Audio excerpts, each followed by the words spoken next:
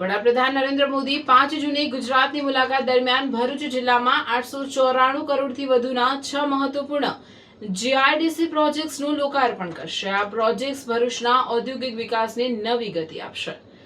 દહેજ, જંબુસર, પાનોલી અને અંકલેશ્વર સહિતના ઔદ્યોગિક વિસ્તારોમાં માળખાકીય સુવિધાઓ મજબૂત બનશે અને પર્યાવરણીય વ્યવસ્થાપન વધુ અસરકારક બનશે. આ પ્રોજેક્ટ અંતર્ગત દહેજ પીસીપીઆઈઆર વિસ્તારમાં સાયખાળ પમ્પિંગ સ્ટેશનથી દહેજના લેન્ડફોલ પોઈન્ટ સુધી 90 એમએલડી ક્ષમતાની ઓફશોર અને ઓનશોર એફ્લુઅન્ટ નિકાલ પાઇપલાઇનનું નિર્માણ કરાયું છે. આશરે 474.61 કરોડના ખર્ચે તૈયાર થયેલા પ્રોજેક્ટથી દહેજ અને સાયખા ઔદ્યોગિક વિસ્તારમાં પ્રદૂષિત પાણીના વૈજ્ઞાનિક નિકાલ અને વ્યવસ્થાપનને મજબૂતી મળશે. ભરૂચ જિલ્લાના જંબુસર ખાતે વિકસાવવામાં આવી રહેલા બલ્ક ડ્રગ પાર્કમાં 274.96 કરોડના ખર્ચે ગ્રેડ સ્લેમ વોર ડ્રેનેજ નેટવર્ક અને સેન્ટ્રલ ડ્રેન જેવી આંતરમાળખાકીય સુવિધાઓ ઊભી કરાઈ છે. આ પ્રોજેક્ટથી ફાર્માસ્યુટિકલ ઉદ્યોગોને જરૂરી સુવિધાઓ ઉપલબ્ધ થશે અને બલ્ક ડ્રગ પાર્કના વિકાસને વેગ મળશે. વડાપ્રધાન દહેજ 2 ઔદ્યોગિક વસાહતમાં 30 એમએલડી ક્ષમતાના ડ્રેનેજ પમ્પિંગ સ્ટેશનનું પણ લોકાર્પણ કરશે. આ પ્રોજેક્ટ ઔદ્યોગિક ડ્રેનેજ વ્યવસ્થાપનને વધુ કાર્યક્ષમ બનાવશે અને સંકલિત એફ્લુએન્ટ વહન નેટવર્કને મજબૂતી આપશે.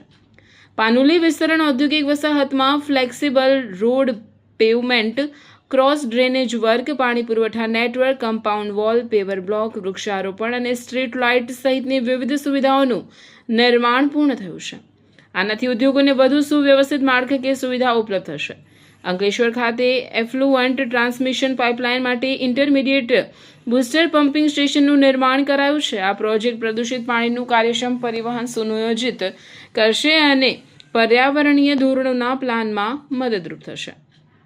આ ઉપરાંત દહેજ એક ઔદ્યોગિક વસાહતમાં વરસાદી પાણીના નિકાલની ક્ષમતા વધારવા માટે નેચરલ ડ્રેન 2નું અપગ્રેડેશન કરવામાં આવ્યું છે. આનાથી વરસાદી પાણી ભરાવાની સમસ્યામાં ઘટાડો થશે અને ઔદ્યોગિક વિસ્તારની ડ્રેનેજ વ્યવસ્થા વધુ સક્ષમ બનશે.